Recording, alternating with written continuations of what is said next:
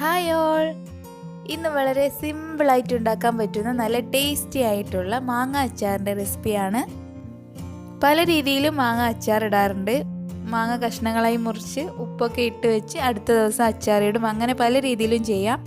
ഇന്ന് ഞാൻ കാണിക്കുന്നത് വളരെ എളുപ്പത്തിൽ തയ്യാറാക്കാവുന്നതാണ്.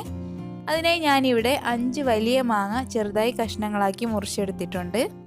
അതുപോലെ 15 വെളുത്തുള്ളിയും ഒരു ചെറിയ കഷ്ണം ഇഞ്ചിയും ചെറുതായി മുറിച്ച് വെച്ചിട്ടുണ്ട്. പിന്നെ 3 പച്ചമുളകും അല്പം കറിവേപ്പിലയും എടുത്തിട്ടുണ്ട്.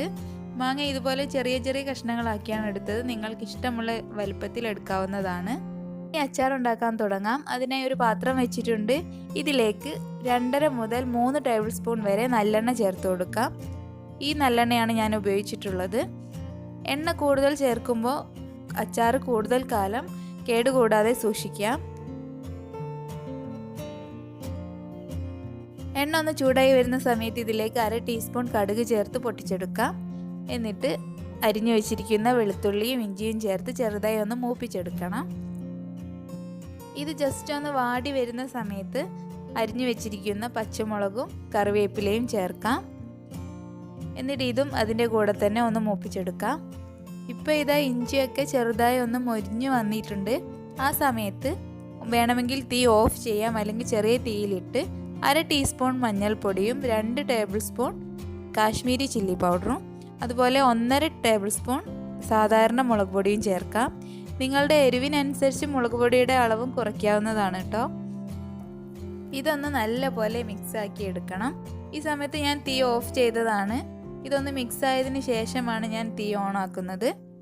ഇപ്പോൾ ഞാൻ ഫ്ലെയിം ഓൺ ആക്കിയിട്ടുണ്ട്. ഇനി ഇതിലേക്ക് കഷ്ണങ്ങളായി മുറിച്ച് വെച്ചിരിക്കുന്ന മാങ്ങ ചേർത്ത് കൊടുത്ത് നല്ലപോലെ ഒന്ന് മിക്സ് ചെയ്തെടുക്കാം. 2 തവണയായിട്ടാണ് ഞാൻ ചേർക്കുന്നത്. മിക്സ് ചെയ്യാൻ എളുപ്പത്തിന് വേണ്ടി ആദ്യം കുറച്ച് ചേർത്ത് മിക്സ് ചെയ്തതിന് ശേഷം അടുത്തത് ചേർക്കുകയാണ്. ഇത് നല്ലപോലെ ഒന്ന് യോജിപ്പിച്ചെടുക്കാം. എന്നിട്ട് ഇതിലേക്ക് ആവശ്യത്തിനുള്ള ഉപ്പ് ചേർത്ത് കൊടുക്കാവുന്നതാണ്. ഞാൻ ഈ സമയത്തൊക്കെ ഫ്ലെയിം ലോ ഫ്ലെയിമിലാണ് വെച്ചിട്ടുള്ളത്. ഹൈ ഫ്ലെയിമിലൊന്നും വെക്കരുത്, പെട്ടെന്ന് കരിഞ്ഞു പോവും. ഉപ്പും ചേർത്തതിന് ശേഷം ഒന്നുകൂടെ നല്ലപോലെ മിക്സ് ചെയ്ത് കൊടുത്താൽ അതിൽ നിന്ന് മാങ്ങയിൽ നിന്നൊക്കെ ചെറുതായി വെള്ളം ഇറങ്ങി വരുന്നത് കാണാം.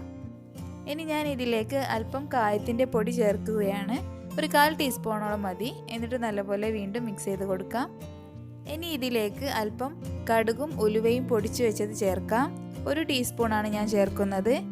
ഇത് 1 ടേബിൾ സ്പൂൺ കടുകും 1 ടേബിൾ സ്പൂൺ ഉലുവയും ചെറുതായി ഒന്ന് ചൂടാക്കിയതിന് ശേഷം മിക്സിയിലിട്ട് പൊടിച്ചെടുത്തതാണ്. അതിൽ നിന്ന് 1 ടീസ്പൂണാണ് ഞാനിപ്പോൾ ചേർത്തിട്ടുള്ളത്.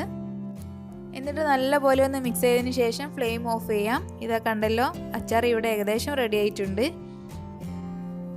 ഇതൊന്ന് ചൂടാറിയതിന് ശേഷം ഇതിലേക്ക് വിനെഗർ ചേർത്ത് കൊടുക്കാം. ഞാൻ 1/2 കപ്പ് വിനെഗറാണ് ആദ്യം ചേർക്കുന്നത്. ഇതൊന്ന് മിക്സ് ആക്കി എടുത്തതിന് ശേഷം നിങ്ങൾക്ക് പുളി വേണമെങ്കിൽ കൂടുതൽ ചേർക്കാം.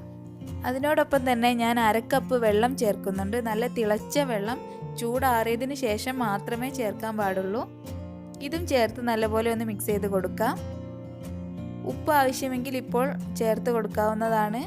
അല്പം പുളി കുറവുള്ള പോലെ തോന്നി, അതുകൊണ്ട് ഞാൻ 1/4 കപ്പ് വിനെഗർ കൂടി ചേർക്കുകയാണ്.